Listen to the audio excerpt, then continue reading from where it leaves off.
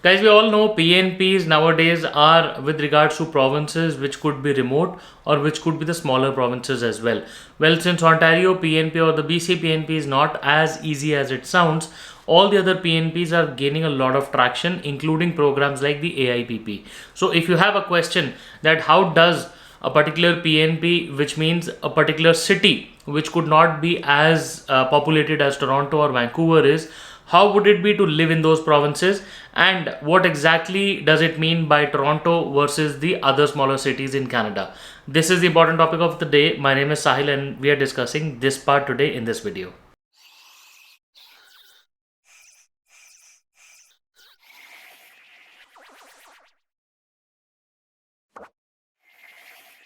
So, guys, welcome back once again. My name is Sahil and I'm a regulated Canadian immigration consultant and I practice in Brampton, Ontario. My office is here. If you have to get in touch with me, my number is on the screen and the details are there in the description box.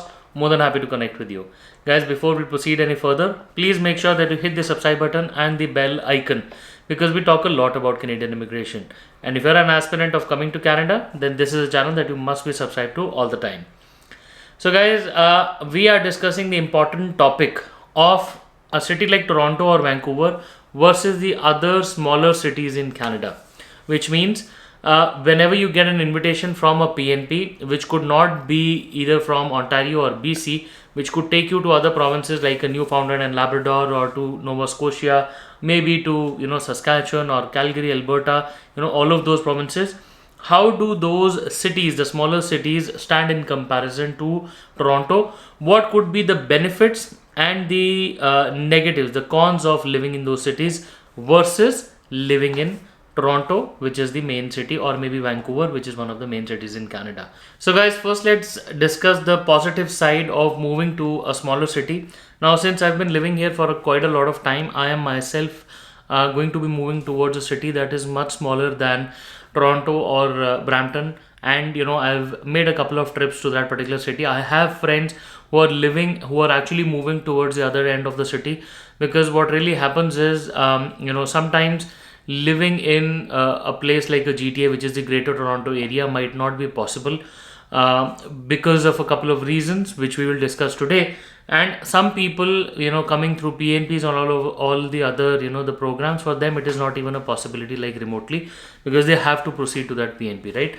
So first, I think the positive side, and within the positive side, the first positive that I see of moving towards a city that is smaller than GTA, or maybe a city that is smaller than Vancouver, is that it's low cost living and an affordable housing.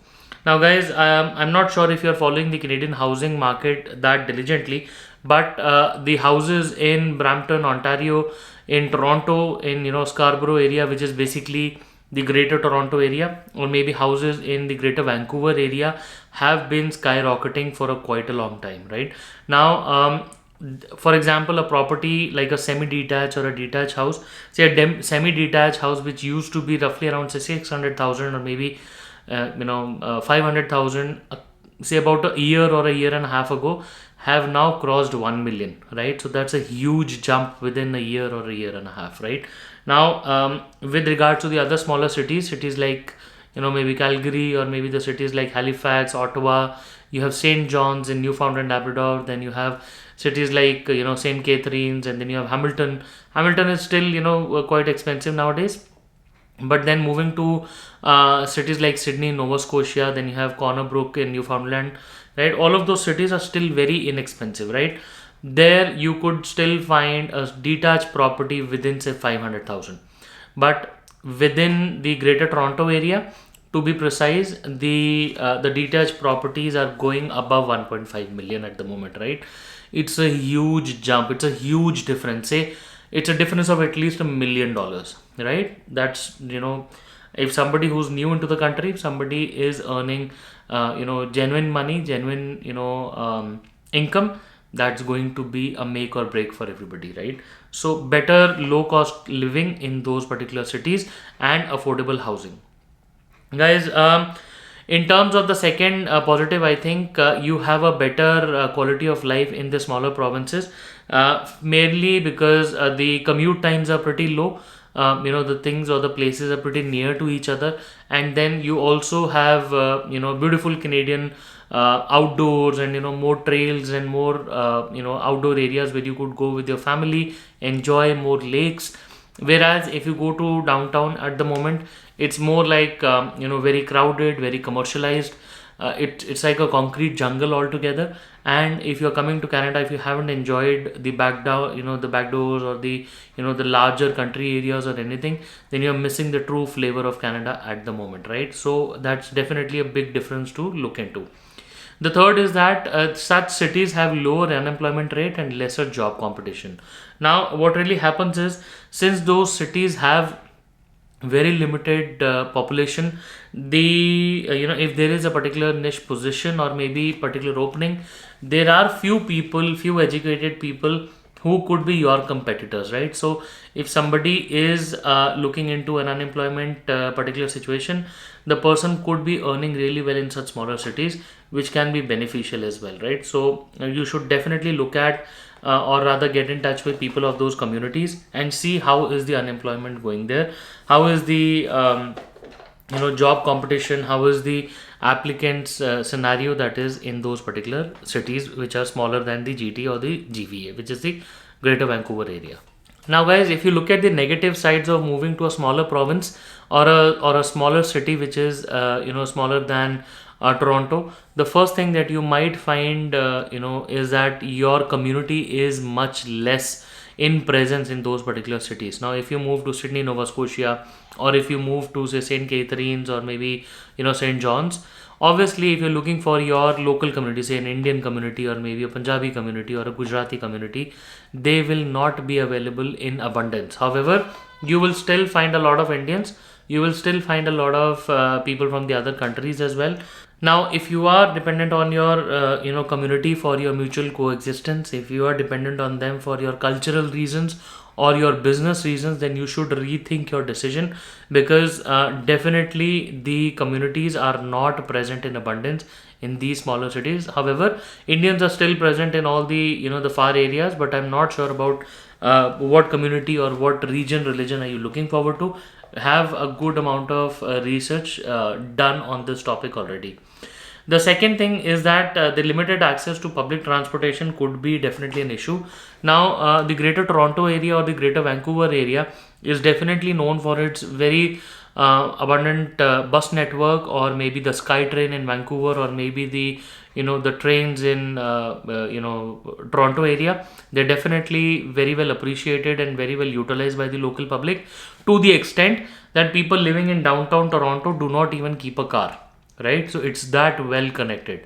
Whereas if you go to a city like Kitchener, which is hardly like 40 minutes from Toronto, you will definitely, but Kitchener still has a local train. If you go to a city like, say, Woodstock, which is a couple of minutes from here, if you go to a city like, say St. John's or maybe St. Catharines, you will not find the connectivity or the frequency of such transit to the level where you could survive without your own your own car or your own transportation. And which also must be noted, that owning a car in Canada can be expensive, because it is not only the cost or the EMI of the car, it's also about the gas, and most importantly it is also about the insurance. And insurance in Canada could be as high as, or maybe as low as, maybe say $150 a month, to as high as say $500 a month, right? I've seen people pay $800 to $900 a month as well, if they have been part of certain accidents or any illegal activities carried out with their cars, right? So always factor in that a transportation or a personal car could get really expensive. But depending upon which city, or the low affordability, or maybe the low cost of living in the remote cities, you could be looking at a balance out of figures, right? So have that figure out done. But the public transportation is not available in abundance in the smaller cities, so it could be scarce. The frequency of buses or the trails or the trains, it could be lesser than what you get in the Greater Toronto area or the Greater Vancouver area. Last but not the least, finding a meaningful career and the opportunities of education could be a lot lesser than the cities. Let me give you an example.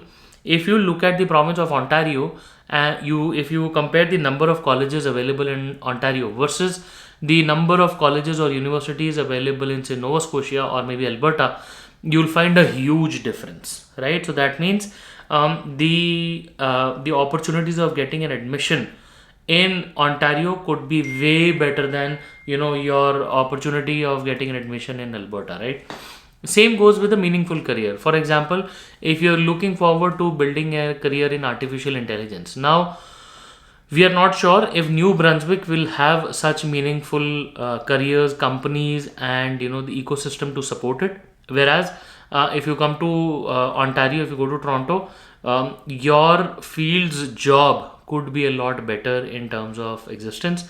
You could also go towards Vancouver, where a lot of startups happen, right? So which definitely draws a line between employment, unemployment, and the meaningful employment, right?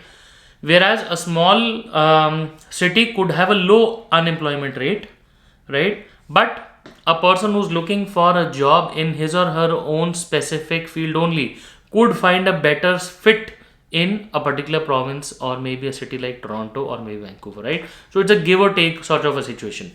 Now, comparing the two, if you get low cost of living, high affordability in a smaller city, you could have to trade off for your community, right? So you might not find people of your community. Now you need to draw a line, which one is more important to you, right?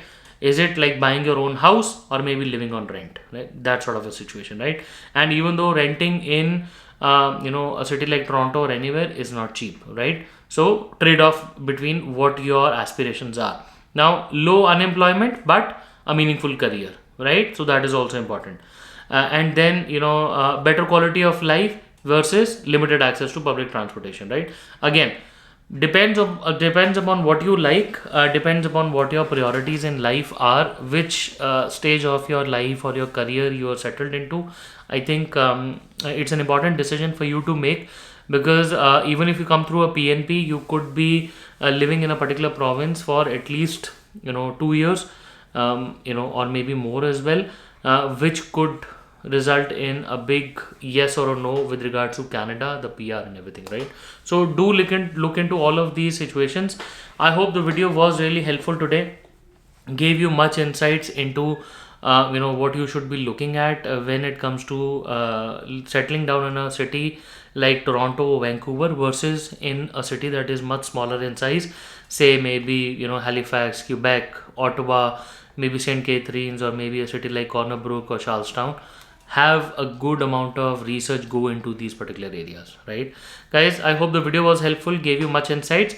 If you still want to discuss your case, if you still want to have a chat about your prospects of PNP or any other thing, I would be more than happy to discuss your case.